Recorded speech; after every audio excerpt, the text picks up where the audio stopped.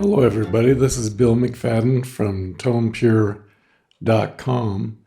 and in this video we're going to be getting into the minor modes and also the functional harmony in the minor mode. We'll go through this chart and explain what it does, and there will be a free handout in the description below the video, a PDF, as well as the scales that we'll be talking about in this video.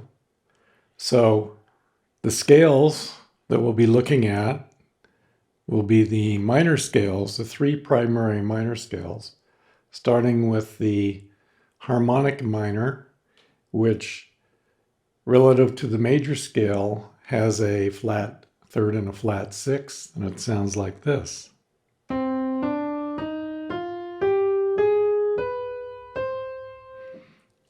And we'll be going through it as well as the natural minor scale, which has a flat third, flat sixth, and also a flat seven, also known as the Aeolian scale. So in the key of C, it would sound like that. And then we also have the melodic minor ascending, and it only has a flat third relative to the major. And the reason why these scales are important in the study of functional harmony in the minor mode is the actual notes, or the actual chords, are going to be comprised not of just one scale, but a combination of all the scales, plus you have melody as well. So here's the actual chord progression that is used, or the actual chords in the minor mode traditionally, and we're talking about between the 1600s and the 1800s. So in the minor mode, your one chord would be these three notes. Your two chord would be either this, which is less common, or your second diminished chord. And then your third chord is the major, in this case E flat. Fourth chord is less frequently has the natural A, more frequently has the A flat. And the five chord is always the major chord. And then the sixth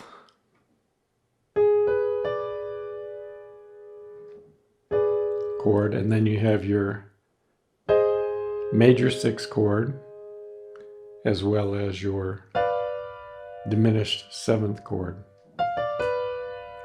So we have a couple of variations for the two chord and the sixth chord, as well as the four chord. Now, some of these are in red and some of them, and most of them are in black. The reason why is the black chords are comprised from the harmonic minor. For example, if you remember, the harmonic minor has the third and the sixth flatted of the major scale. So this chord right here, let me go ahead and bring up the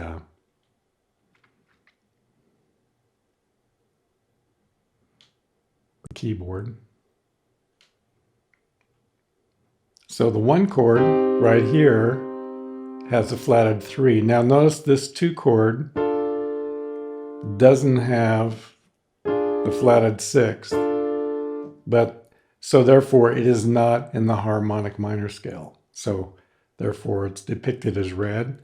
Now the two diminished chord is within the harmonic minor because the harmonic minor has a flatted sixth, and the three chord, major chord, is not in the harmonic minor because it doesn't, the harmonic minor has a natural seven. So so where does this chord come from? Well, it comes from the natural minor, which has the flatted third and the flatted sixth. And the 4 chord, which is a major chord, also is not in the harmonic minor scale because it doesn't have a flatted 6, but the 4 minor chord is. The 5 chord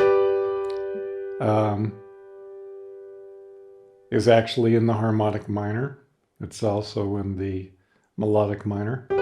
And then you have the 6 diminished. And all these notes would be in the harmonic minor. And also the 6 chord would be in the harmonic minor because it has the flat third and flat sixth. And then the 7th, or diminished 7th, would also be in the harmonic minor. So these 3 chords in red are not actually in the harmonic minor, but they can be derived from the natural minor or the melodic minor. Now, this chord right here, notice that wouldn't be in the harmonic minor or the natural minor because it doesn't have an A flat. So the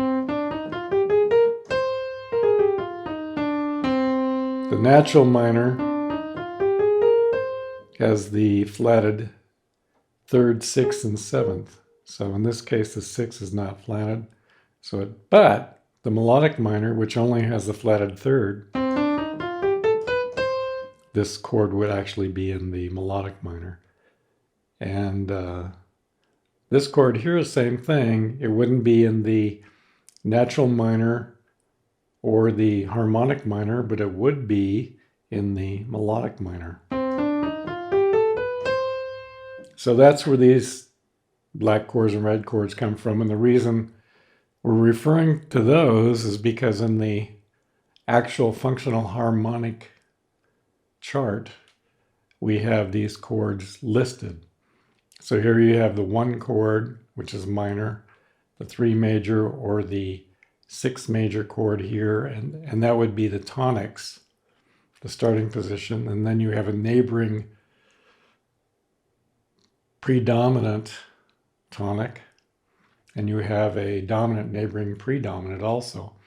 And then in the predominant section, you can have the 6 chord or the 4 chord or the 2 diminished or the 2 minor chord, which is more rare.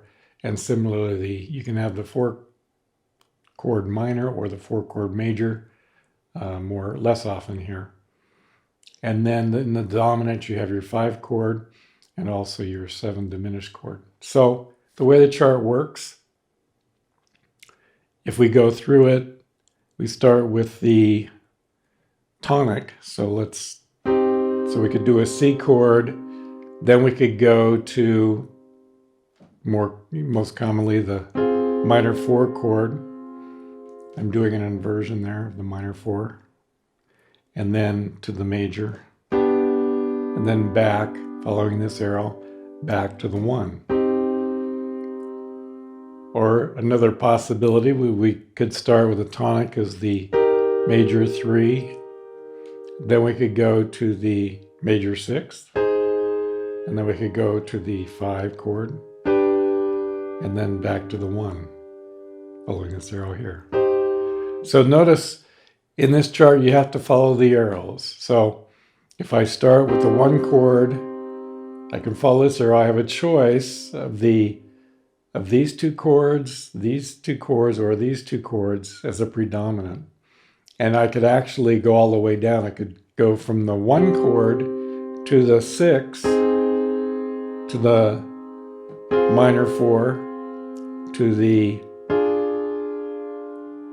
diminished 2, and then to the 5, or the 7 diminished, and then back to the 1.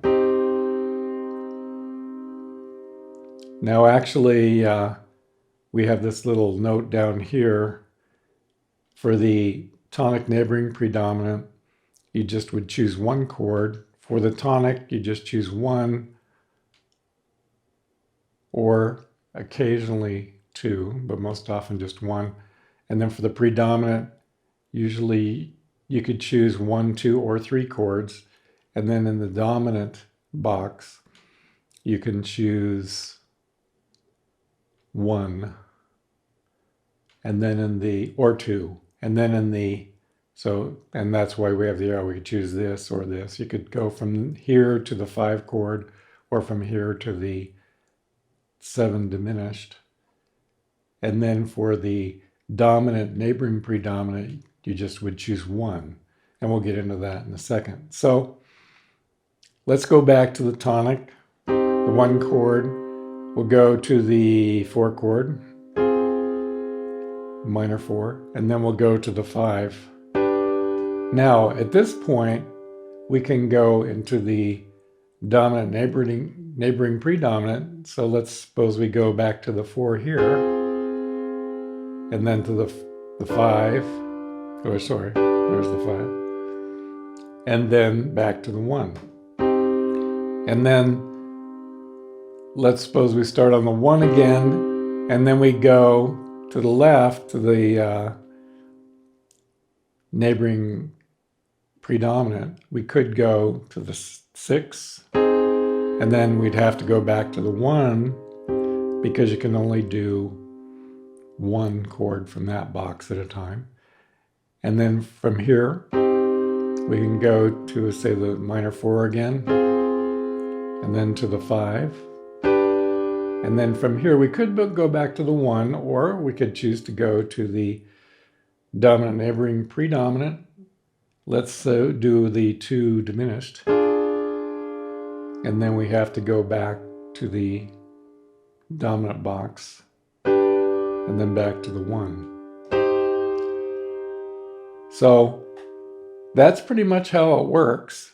And at the end, or after the video, we'll have the charts, the PDF of the